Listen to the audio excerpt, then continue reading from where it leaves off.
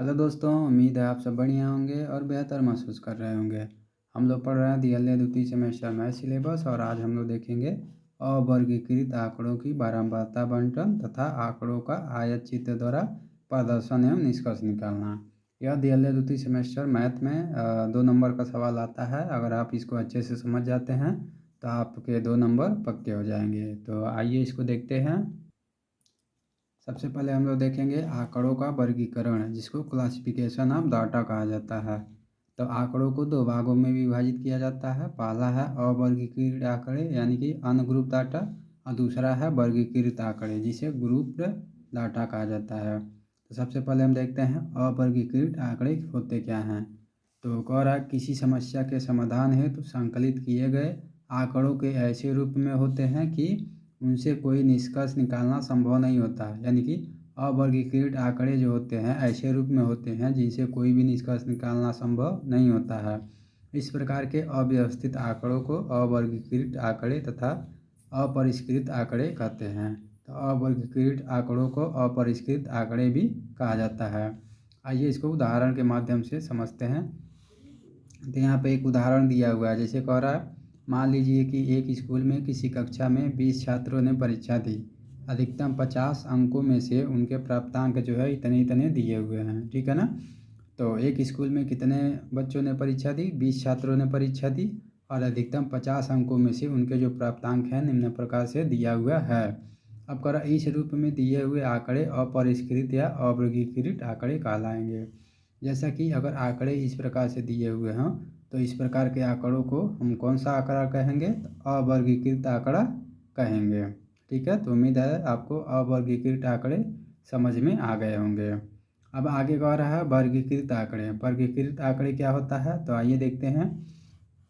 कह रहा है यदि अवर्गीकृत आंकड़ों को व्यवस्थित करने के लिए आरोही अथवा अवरोही क्रम में लिखकर विभिन्न समूहों या वर्गों में बांट दिया जाए जिससे किसी निष्कर्ष पर आसानी से पहुंचा जा सके, तो ऐसे आंकड़ों को वर्गीकृत आंकड़े कहते हैं। ठीक है ना। कहने का मतलब है कि यदि किसी अवर्गीकृत आंकड़ों को व्यवस्थित करने के लिए आरोही या अवरोही क्रम में उन आंकड़ों को रखकर फिर विभिन्न समूहों या वर्गों में बांट देंगे जिससे किसी निष्कर्ष पर आसानी से हम पहुंच जाएंगे, तो ऐसे आंकड़ों को हम कौन सा आंकड़ा कहेंगे? तो वर्गीकृत आंकड़ा कहेंगे।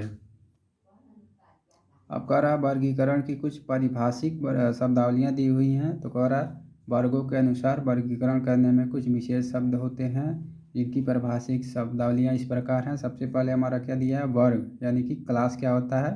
तो ऐसे समूह को जिनमें आंकड़ों को विभक्त किया जाता है वर्ग कहलाते हैं। ठीक है, तो ऐसे समूह जिनमें आंकड़ों को विभक्त किया जाएगा, जैसे 10 से 20 के वर्ग में कितने आंकड़े हैं, 20 से 30 के वर्ग में कितने आंकड़े हैं, तो इस प्रकार के जो आंकड़ों को जिसमें विभक्त किया जाएगा उनको क्या कहेंगे? वर्ग कहेंगे। वर्ग कहिए या वर्ग अंतराल कहिए, दोनों एक ही बात है। ठीक है। दूसरा जो है परिसर दिया हुआ जिसको रेंज कहा जाता है। तो कुल आंकड़ों के अधिकतम व न्यूनतम राशि के अंतर को आंकड़ों का परिसर कहते हैं। जैसे किसी भी आंकड़ों का परिसर ज्ञात करना है तो यहाँ पे देखिए एक न्यूनतम मान दिया है, दूसरा अधिकतम मान है। तो अधिकतम मान और न्यूनतम मान का जो अंतर होगा वही परिसर कहलाएगा। ठीक है। अब कह रहा वर्ग सीमा। वर्ग सीमा क्या होता है? तो किसी वर्ग का प्रथमांक एवं अंतिमांक उस वर्ग के सीमा निर्धारक होते हैं। ठीक है ना। जैसे कि ऊपर दिया हुआ ना, एक वर्ग का प्रथमांक 10 है और इसका अंतिमांक जो है 20 है। यह जो है इस वर्ग की सीमा को निर्धारित कर रहा है। ठीक है ना। अब इसको जो है 10 को निम्न सीमा कहेंगे, 20 को हम क्या कहेंगे? उच्च सीमा कहेंगे। यहाँ भी जो है यहाँ पे 2 वर्ग अंतराल दिए हुए हैं जिसमें से एक प्रथमांक है और दूसरा अंतिमांक है। ठीक है।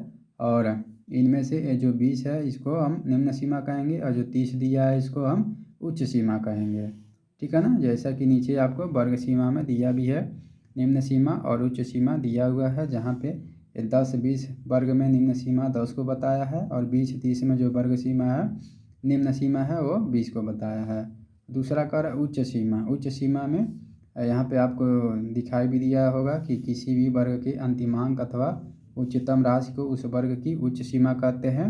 उदाहरण के लिए 10-20 वर्ग में उच्च सीमा 20 होगा, अधिकतम वाला होगा, और 20-30 वर्ग में जो उच्च सीमा होगा वह 30 होगा। ठीक है। अब कह रहा वर्ग अंतराल क्या होता है? तो किसी भी वर्ग की उच्च एवं निम्न सीमा के अंतर को वर्ग अंतराल या वर्गांतर कहते हैं। तो किसी भी वर्ग अंतराल जैसे 10-20 का वर्ग अंतराल दिया है, 20-30 का वर्ग अंतराल दिया है। अब इसमें उच्च सीमा एवं निम्न सीमा का जो अंतर होगा उसी को हम वर्ग अंतराल कहेंगे। अगला करा वर्ग सीमा, वर्ग चिन्ह अथवा मध्य बिंदु क्या होता है। तो किसी भी वर्ग की उच्च एवं निम्न सीमा के मध्य मूल्य को उस वर्ग का वर्ग चिन्ह अथवा मध्य बिंदु कहते हैं। तो किसी भी वर्ग अंतराल का मध्य बिंदु निकालेंगे तो उसके उच्च सीमा और निम्न सीमा को जोड़ लेंगे, फिर हम 2 से भाग कर देंगे तो वह जो है वर्ग चिन्ह अथवा मध्य बिंदु ज्ञात हो जाएगा। जैसे यहाँ पे वर्ग अंतराल 20 और 30 दिया है और इसका मध्य बिंदु या वर्ग चिन्ह निकालना है तो क्या करेंगे, सबसे पहले हम उच्च सीमा रखेंगे 30 और फिर से निम्न सीमा रखेंगे हम 20, फिर हम 2 से भाग कर देंगे तो यह हमारा वर्ग चिन्ह अथवा मध्य बिंदु ज्ञात हो जाएगा। यहाँ पे उदाहरण के लिए भी आपको समझाया है। 10-20 का जो वर्ग चिन्ह है इसमें 10 को जोड़ लिया है और 20 को जोड़ लिया है, फिर 2 से भाग कर दिया है, 15 जो है इसका वर्ग चिन्ह है। ठीक है। अब कर रहा है यहाँ पे बारंबारता सारणी बनाने की विधियाँ। जो बारंबारता सारणी बनाने की जो विधियाँ होती हैं वह 2 प्रकार की विधियाँ होती हैं। पहली जो विधि होती है अपवर्जी विधि होती है और दूसरी जो विधि होती है समावेशी विधि होती है। तो आइए देखते हैं अपवर्जी विधि क्या होता है। तो अपवर्जी विधि में प्रत्येक वर्ग की उच्च सीमा निम्न सीमा बन जाती है तथा प्रत्येक वर्ग में उन आंकड़ों को सम्मिलित किया जाता है जिनका मान निम्न सीमा से अधिक या बराबर परंतु उच्च सीमा से कम होता है। ठीक है ना। तो अपवर्जी विधि का जो एक विशेषता है या फिर हम कह लें कि पहचान है, इसमें प्रत्येक वर्ग की उच्च सीमा अगले वर्ग की निम्न सीमा बन जाती है। ठीक है ना। तो अपवर्जी विधि का पहचान याद रखिएगा कि प्रत्येक वर्ग की जो उच्च सीमा होती है वो निम्न सीमा बन जाती है। ठीक है। तथा प्रत्येक वर्ग में उन आंकड़ों को सम्मिलित किया जा सकता है जिनका मान निम्न सीमा से अधिक या बराबर परंतु उच्च सीमा से कम होता है। जैसे वर्ग 10-20 में 19 को तो सम्मिलित किया जाएगा परंतु 20 को नहीं। ठीक है ना। यहाँ 10 से 20 वर्ग अंतराल दिया है तो इसमें 19 को तो हम सम्मिलित कर लेंगे किस विधि में, अपवर्जी विधि में। लेकिन अगर 20 को सम्मिलित किया जाए तो यहाँ पे 20 को सम्मिलित नहीं करेंगे। 20 को हम किस में सम्मिलित करेंगे तो अगले वर्ग में यानी 20 से 30 में लिया जाएगा। ठीक है ना।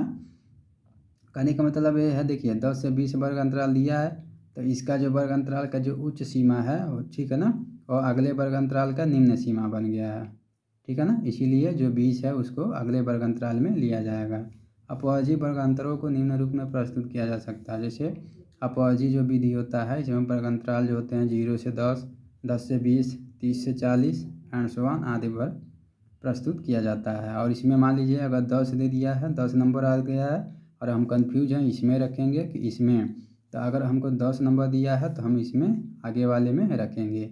और अगर हमको क्या दे दिया हो 20 दे दिया हो तो 20 को हम इसमें ना रख कर हम 20 से 30 वाले में रखेंगे। ठीक है।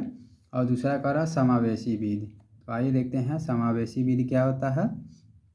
तो समावेशी विधि में कह रहा इस विधि में एक ही सीमा 2 वर्गों में नहीं ली जाती। जैसे कि अपवर्जी विधि में एक ही सीमा 2 वर्गों में ली जाती थी, जैसे 10 इसमें भी था और 10 इसमें भी था। लेकिन जो समावेशी विधि की पहचान होती है उसमें एक ही सीमा 2 वर्गों में नहीं ली जाती है तथा वर्ग की निम्न सीमा और उच्च सीमा के बराबर मान के आंकड़ों को एक ही वर्ग में सम्मिलित किया जाता है। ठीक है ना। इस विधि में एक वर्ग की उच्च सीमा तथा उसके अगले वर्ग की निम्न सीमा में अधिकतम 1 का अंतर होता है। जो अपवर्जी विधि था उसमें एक वर्ग की उच्च सीमा जो थी दूसरे वर्ग की निम्न सीमा हो जा रही थी। लेकिन जो समावेशी विधि है इसमें एक वर्ग की उच्च सीमा तथा उसके अगले वर्ग की निम्न सीमा में अधिकतम कितने का अंतर होता है, तो 1 का अंतर होता है।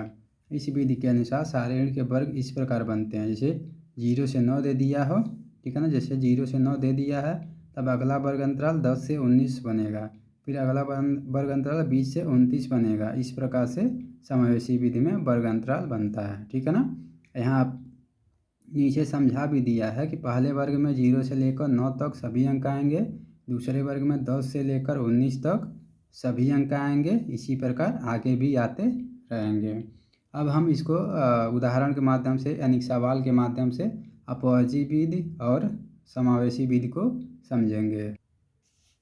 जैसे कि यहाँ पे आप आसानी से देख पा रहे होंगे जो हमारा समावेशी विधि है उसमें जो वर्ग अंतर है, ठीक है ना, वह जो है अलग अलग है। यानी कि पहले वर्ग का जो उच्च सीमा है वो अलग है और दूसरे वर्ग का जो निम्न सीमा है अलग है। ठीक है ना। इस प्रकार वर्ग अंतराल हम लिख लेंगे और उसके बाद हम टैली चिन्ह के माध्यम से, यानी कि इन दोनों के वर्ग अंतराल के बीच में जितने चिन्ह आए रहेंगे उसको हम इस टैली चिन्ह के माध्यम से प्रदर्शित करेंगे, और जितने टैली चिन्ह बने रहेंगे उतना ही बारंबारता हम लिखेंगे।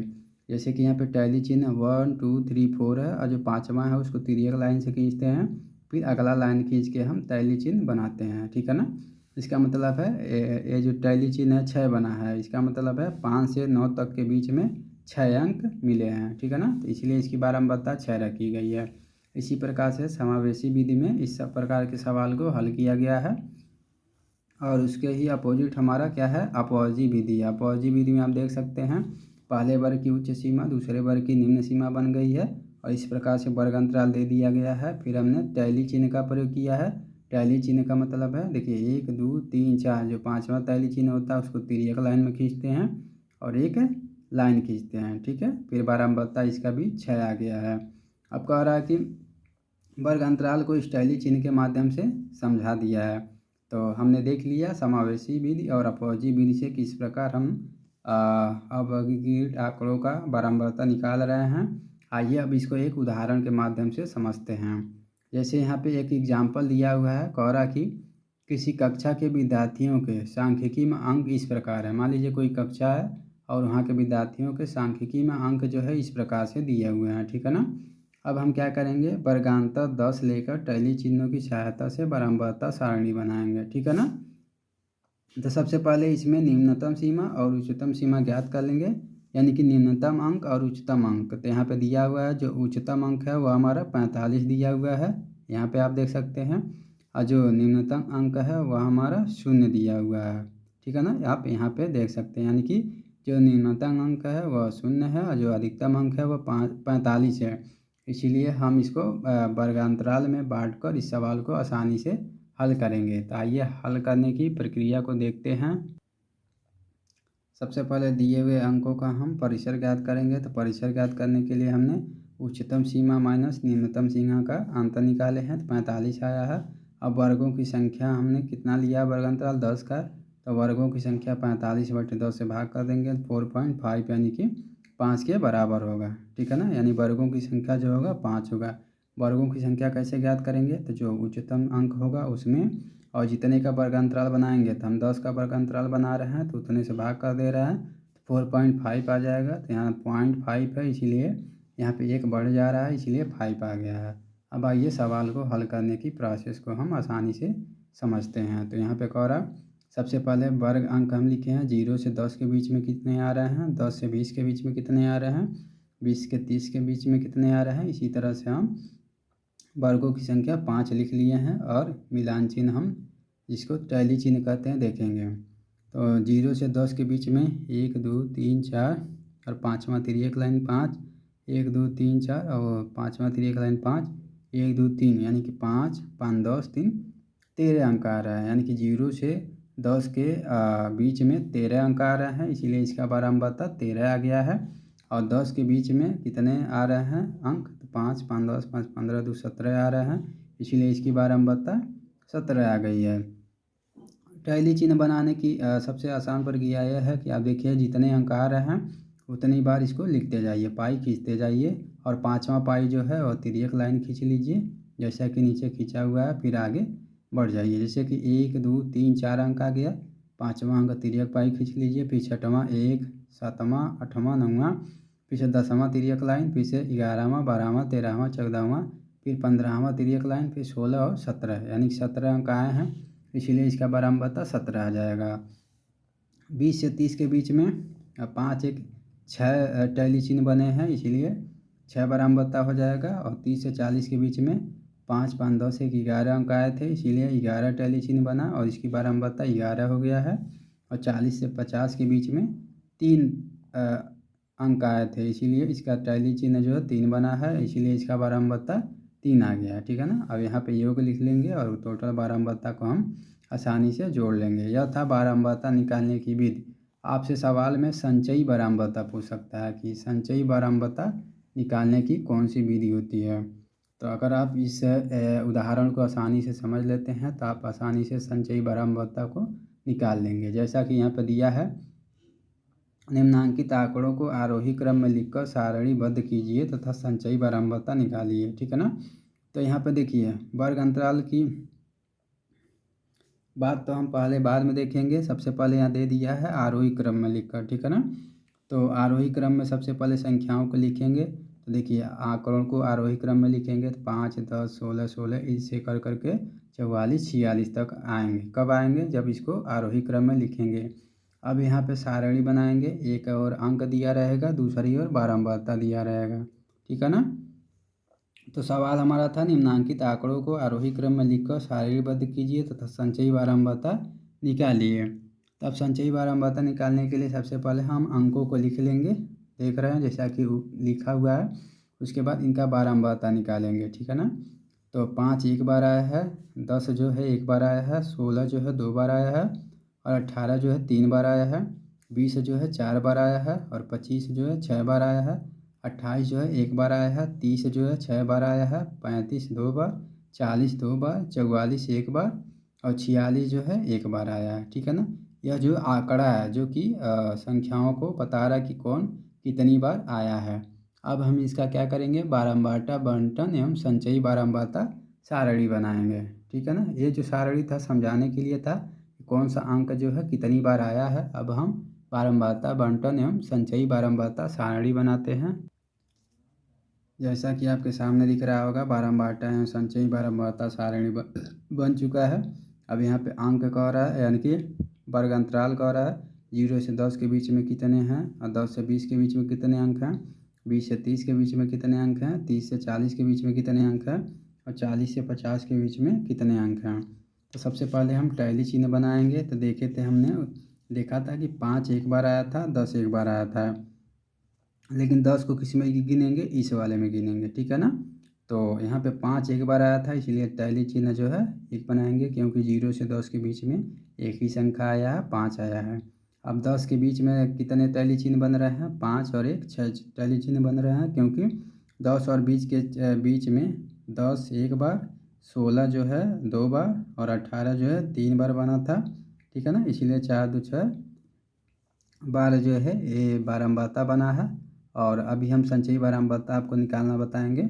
और 20 से 30 के बीच में 5 5 10 1 11 टैली चिन्ह बन रहा है, क्योंकि 20 से 30 के बीच में 20 4 बार आया था, 25 6 बार आया था और 28 जो है एक बार आया था, इसलिए 6 5 11 एक बार बन गया है। ठीक है ना। इसीलिए बारंबारता 11 लिखा है। और 30 के 40 के बीच में कितने आए थे? तो 30 से 40 के बीच में 30 जो है 6 बार आया था। ठीक है ना। और 35 जो है 2 बार आया था। ठीक है ना। इसीलिए 5 3 8 हो गया है। ठीक है ना। और इसका बारंबारता 8 बन गया है। और 40 से 50 के बीच में जो संख्याएं थे वो 4 अंक आए थे, इसलिए टैली चिन्ह 4 बना है। बारंबारता जो है 4 बना है। बारंबारता का योग कर लेंगे तो इतना आ जाएगा। अब हम आपको बताते हैं संचयी बारंबारता निकाला कैसे जाता है। तो संचयी बारंबारता निकालने की जो विधि है, सबसे पहले हम बारंबारता 1 लिखे हैं। तो 1 का जो संचयी बारंबारता 1 ही होगा। अब इसका जो बारंबारता 6 है तो 6 का जो संचयी बारंबारता निकालेंगे ऊपर वाले को जोड़ लेंगे तो 7 हो जाएगा। ठीक है ना। तो जिस बारंबारता का संचयी बारंबारता निकालते हैं उसमें ऊपर वाले को जोड़ लेते हैं। तो 1 के साथ 6 को जोड़ लेंगे 7 हो जाएगा। अभी 11 यहाँ बारंबारता दिया हुआ है, 11 का संचयी बारंबारता निकालेंगे तो ऊपर 7 आया था, 7 को जोड़ लेंगे ऊपर वाले को तो 18 हो जाएगा। अब यहाँ 8 का संचयी बारंबारता निकालेंगे तो ऊपर वाले यानी 18 में 8 को जोड़ देंगे 26 हो जाएगा। अब यहाँ पे 4 दिया है तो 4 में संचयी बारंबारता दिया है, 26 में 4 को जोड़ लेंगे तो 30 आ जाएगा। ठीक है ना। यह बहुत ही आसान तरीका है संचयी बारंबारता निकालने का। अब हम एक बार और आपको विस्तार से समझा देते हैं इस एग्जाम्पल को। सवाल दिया था कि निम्नांकित आंकड़ों को आरोही क्रम में लिखकर सारणीबद्ध कीजिए तथा संचयी बारंबारता निकालिए। तो सबसे पहले हमने क्या किया था, एक तरफ अंक लिख दिया था और दूसरी तरफ उनका बारंबारता ज्ञात कर लिया था, कौन से अंक कितनी बार आए हैं। अब हमने क्या किया है, बारंबारता बंटन एवं संचयी बारंबारता सारणी ज्ञात कर लिया है और इसको जो है वर्गांतराल में बांट दिया है कि कौन से अंक जो है किस वर्गांतराल में आए हैं। तो 0 से 10 के बीच में 1, 10 से 20 के बीच में 6, 20 से 30 के बीच में 11, 30 से 40 के बीच में 8 और 40 से 50 के बीच में 4 टैली चिन्ह बने हैं। इसीलिए जितने टैली चिन्ह जिस वर्ग अंतराल में बन रहे हैं उसकी बारंबारता उतनी ही हम लिख लेंगे। ये तो आसान तरीका है। अब संचयी बारंबारता निकालने के लिए सबसे पहले हम पहले वाले का जो बारंबारता होता है उसका उतना ही संचयी बारंबारता होता है। अब दूसरे का संचयी बारंबारता निकालने के लिए पहले वाले को भी उसमें जोड़ लेंगे तो टोटल संचयी बारंबारता निकल जाएगा। फिर अगले का संचयी बारंबारता निकालने के लिए उसके पूर्व वाले को जोड़ लेंगे, यानी 7 को इसमें जोड़ लेंगे, 18 हो जाएगा। इसी तरह हमने संचयी बारंबारता निकाल लिया है। ये आप जो है आसान तरीका, आपको उम्मीद है कि बहुत अच्छे तरीके से समझ में आ गया होगा। यहाँ पर कह रहा है कि विभिन्न आयु वर्ग में छात्रों की बारंबारता सारणी दी गई है। इस सारणी की सहायता से निम्नलिखित प्रश्नों के उत्तर दीजिए। तो यहाँ पे एक तरफ क्रमांक संख्या दे दिया है और दूसरी तरफ आयु दे दिया है वर्षों में और तीसरी तरफ बारंबारता दे दिया है। अब इनकी सहायता से निम्नलिखित प्रश्नों के उत्तर बताने हैं। जैसे कि कह दूसरे वर्ग की निम्न सीमा क्या है, चौथे वर्ग की बारंबारता कितनी है, छठे वर्ग की उच्च सीमा क्या है, किस वर्ग की बारंबारता सबसे अधिक है, प्रथम वर्ग का वर्ग अंतराल कितना है, दूसरे वर्ग की संचयी बारंबारता ज्ञात कीजिए, सातवें वर्ग का मध्य बिंदु ज्ञात कीजिए। ठीक है ना, इस तरह से प्रश्न आ गए हैं। तो यहाँ पे कह रहा है दूसरे वर्ग की निम्न सीमा क्या है, तो दूसरे वर्ग की निम्न सीमा जो है 4 बताया है। 4 कैसे हो रहा है तो देखिए आपके सामने दिखाया ना, दूसरे वर्ग की जो निम्न सीमा है वह 4 है, इसीलिए दूसरे वर्ग की निम्न सीमा 4 है। दूसरा सवाल हमारा था चौथे वर्ग की बारंबारता कितनी है, तो चौथे वर्ग की बारंबारता आप देख सकते हैं 13 है। चौथे वर्ग की बारंबारता 13 है। इस प्रकार इन प्रश्नों को आप देख के इनके सारे उत्तर आप आसानी से निकाल सकते हैं। तीसरा कह रहा है छठे वर्ग की उच्च सीमा क्या है, तो जो छठा वर्ग है वो आप देख सकते हैं छठे वर्ग की उच्च सीमा जो है वह 24 है, तो आप 24 लिख लेंगे। अगला कह रहा है किस वर्ग की बारंबारता सबसे अधिक है, तो यहाँ पर देख सकते हैं कि 18 जो है सबसे अधिक बार आया है, इसीलिए 16 से 20 आयु वर्ग की जो बारंबारता है वह सबसे अधिक है। ठीक है ना, यानी कि पाँचवें वर्ग की बारंबारता जो है सबसे अधिक है। ठीक है ना, और अगला कर रहा प्रथम वर्ग का वर्ग अंतराल कितना है, यानी कि प्रथम वर्ग का वर्ग अंतराल कितना होगा, तो प्रथम वर्ग का जो वर्ग अंतराल निकालेंगे उच्च सीमा माइनस निम्न सीमा तो 4 आ जाएगा। ठीक है ना, तो प्रथम वर्ग का वर्ग अंतराल 4 आ जाएगा। और अगला सवाल कह रहा है छठवां सवाल आप देख सकते हैं कि दूसरे वर्ग की संचयी बारंबारता ज्ञात कीजिए। तो दूसरे वर्ग की यहाँ पे संचयी बारंबारता ज्ञात करने के लिए ऊपर वाले को जोड़ लेंगे, तो दूसरे वर्ग की जो बारंबारता है 0 है, संचयी बारंबारता 4 जोड़ लेंगे तो इसका जो है संचयी बारंबारता 4 हो जाएगा। इसीलिए दूसरे वर्ग की संचयी बारंबारता कितना हो जाएगा, 4 हो जाएगा। और सबसे लास्ट सवाल जो है सातवें वर्ग का मध्य बिंदु ज्ञात कीजिए। ठीक है ना, देखिए इसका सवाल है सातवें वर्ग का मध्य बिंदु ज्ञात कीजिए। तो सातवें वर्ग का मध्य बिंदु ज्ञात करने के लिए सबसे पहले हम क्या करेंगे, उसका उच्च सीमा और निम्न सीमा को जोड़ लेंगे और 2 से भाग कर देंगे, तो 8 4 12 हो जाएगा, 2 2 4 1 5 हो जाएगा, 2 यानी कि 26 हो जाएगा। तो सातवें वर्ग का जो मध्य बिंदु होगा वो हमारा कितना आ जाएगा, 26 आ जाएगा। तो इस प्रकार ये जो बारंबारता सारणी बनाया हुआ है, ठीक है, एक तरफ क्रमांक संख्या है, आयु वर्ग यानी वर्ग अंतराल दे दिया है और बारंबारता दिया है। इसके सहायता से हम निम्नलिखित प्रश्नों के उत्तर दे दीजिएगा। इस तरह से भी आपको एग्जाम्पल में सवाल पूछे जा सकते हैं।